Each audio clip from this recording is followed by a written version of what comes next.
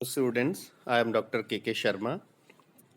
इस सेशन में हम पिछले सेशन से कंटिन्यू करेंगे और उसमें हमने रेड शिफ्ट के बारे में बताया था।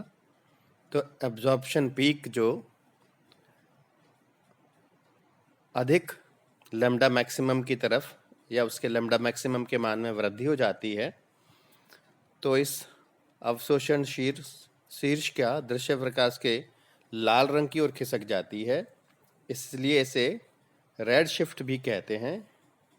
फॉर एग्जाम्पल, बेंजीन का जो बी बैंड है वो 256 नैनोमीटर पर प्राप्त होता है, लेकिन यदि बेंजीन रिंग में एक मिथाइल समूह इंट्रोड्यूस करा दें, प्रवेशित करा दें, तो जो बना हुआ यौगिक है टोलुइन, उसका जो बैंड है या उसका जो एब्जॉर्प्शन है वो 261 nm पर खिसक जाता है और इस तरह से उसके मान में इंक्रीज या वृद्धि हो जाती है। कभी कभी ये भी पाया गया है कि सॉल्वेंट चेन से भी रेड शिफ्ट या बैथोक्रोमिक शिफ्ट प्राप्त होता है। फॉर एग्जाम्पल, इथेनॉल में एसीटोन का अगर यूवी स्पेक्ट्रम लें तो 272 नैनोमीटर पर लैम्डा मैक्सिमम प्राप्त होता है, और यदि इसका हेक्सेन में यूवी स्पेक्ट्रम लें तो वो 279 नैनोमीटर पर लैम्डा मैक्सिमम प्रदर्शित करता है। तो कहने का मतलब ये है कि यदि हम किसी भी यौगिक में कोई ऐसा समूह जो कि उसको उसके लैम्डा मैक्सिमम के मान में वृद्धि कर देता है, तो इसे हम रेड शिफ्ट कहते हैं। सेकंड नंबर पर हम जो शिफ्ट पढ़ते हैं वो हिप्सोक्रोमिक शिफ्ट है। इसमें लैम्डा मैक्सिमम के मान में कमी आ जाती है और इस शिफ्ट को हम ब्लू शिफ्ट या नीला विस्थापन भी कहते हैं। कुछ यौगिकों में किसी परमाणु या समूह को प्रवेशित कराने से यदि उसके स्पेक्ट्रम में लैम्डा मैक्सिमम का मान कम हो जाता है और उसका जो एब्जॉर्प्शन पीक है वो कम वेवलेंथ की तरफ खिसक जाता है, शिफ्ट हो जाता है, तो इस प्रकार दृश्य क्षेत्र के करम कम तरंग दैर्घ्य की ओर नीला प्रकाश प्राप्त होता है और इस शिफ्ट को हम ब्लू शिफ्ट कहते हैं। इसमें भी कभी-कभी सॉल्वेंट के परिवर्तन से चेन से भी ये शिफ्ट प्राप्त होता है। जैसे हेक्सेन में एल्डिहाइड का जो बैंड है वो 293 नैनोमीटर पर प्राप्त होता है, जबकि आइसोऑक्टेन में ये बैंड 290 नैनोमीटर पर ही प्राप्त हो जाता है। मतलब कुल मिलाकर यह शिफ्ट ब्लू शिफ्ट कहलाता है। तो यदि लैम्डा मैक्सिमम के मान में वृद्धि होती है तो वो रेड शिफ्ट होता है, जैसा कि डायग्राम 13 से दिखाया था, और डायग्राम 14 से ब्लू शिफ्ट दिखाया है जिसमें लैम्डा मैक्सिमम के मान में कमी हो गई। इसके बाद जो तीसरा शिफ्ट है वो हाइपरक्रोमिक शिफ्ट, और इसे हाइपरक्रोमिक इफेक्ट भी कहते हैं।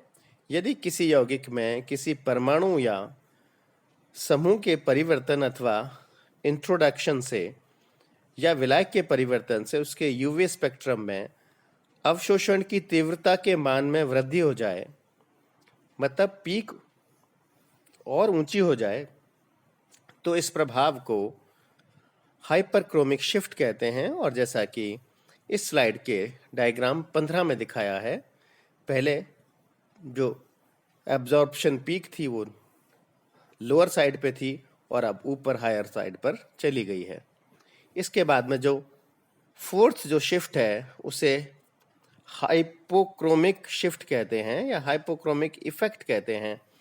यदि किसी यौगिक में एक परमाणु या समूह के परिवर्तन अथवा विलायक के परिवर्तन से यदि उसके अवशोषण की तीव्रता के मान में कमी हो जाती है तो उसका यूवी स्पेक्ट्रम शीर्ष नीचे हो जाता है, अवशोषण शीर्ष नीचे हो जाता है, तो इस प्रभाव को हाइपरक्रोमिक शिफ्ट कहते हैं।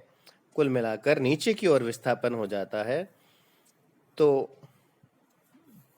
इस प्रभाव को हम हाइपोक्रोमिक शिफ्ट कहते हैं। हाइपरक्रोमिक और हाइपोक्रोमिक प्रभाव बैथोक्रोमिक विस्थापन अथवा हिप्सोक्रोमिक विस्थापन के साथ साथ भी हो सकते हैं। अतः किसी समूह के प्रवेश से यौगिक के यूवी स्पेक्ट्रम में लैम्डा मैक्सिमम व ई मैक्सिमम के दोनों के मान में कमी हो सकती है, अथवा एक के मान में कमी व दूसरे के मान में वृद्धि हो सकती है। इनको चारों को निम्न प्रकार से डायग्राम 17 से हम एक्सप्लेन कर सकते हैं या प्रदर्शित कर सकते हैं। इस डायग्राम में अवशोषणांक और लैम्डा के बीच में ग्राफ प्लॉट किया है और ये चारों तरह के शिफ्ट आपको दिखाए हैं।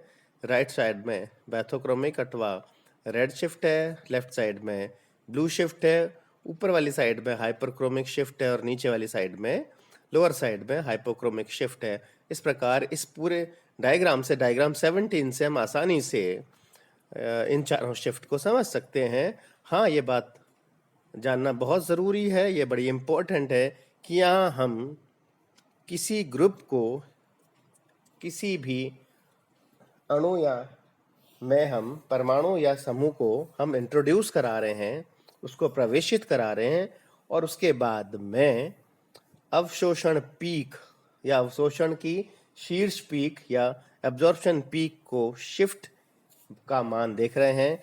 इस प्रकार हम इन चारों शिफ्ट को या इसके प्रभावों को अध्ययन कर सकते हैं।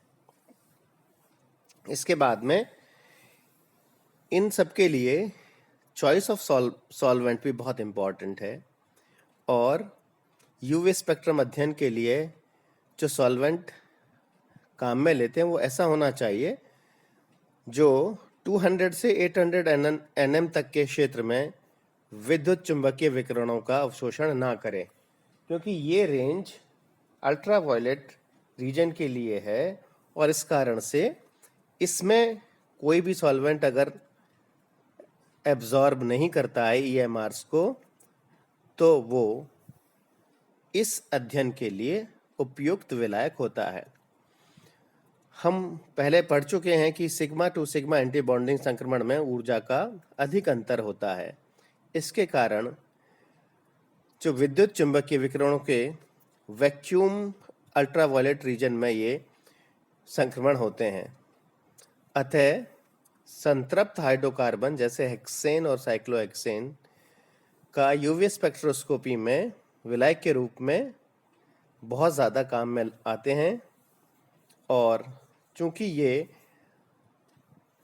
अल्ट्रावायलेट वैक्यूम रीजन में प्रकाश का अवशोषण करते हैं, तो ये 200 से 800 nm में अवशोषण नहीं होता और इस कारण से ये विलायक के रूप में काम में आते हैं। ऑक्सीजन, नाइट्रोजन और सल्फर या हैलोजन जैसे विषम परमाणुयुक्त संतृप्त यौगिकों में भी sigma to sigma anti bonding के साथ साथ n to sigma anti bonding transitions भी होते हैं। N to sigma anti bonding की ऊर्जा या एनर्जी हालांकि sigma to sigma anti bonding संक्रमण से कम होती है, फिर भी इनका मान पर्याप्त होता है और ये यूवी, नियर यूवी स्पेक्ट्रम या नियर यूवी रीजन में अवशोषण करते हैं प्रकाश का और इस प्रकार एल्कोहल्स, ईथर और वाटर भी, पानी भी अल्ट्रावायलेट स्पेक्ट्रोस्कोपी में विलायक के रूप में काम में आती है। Thank you.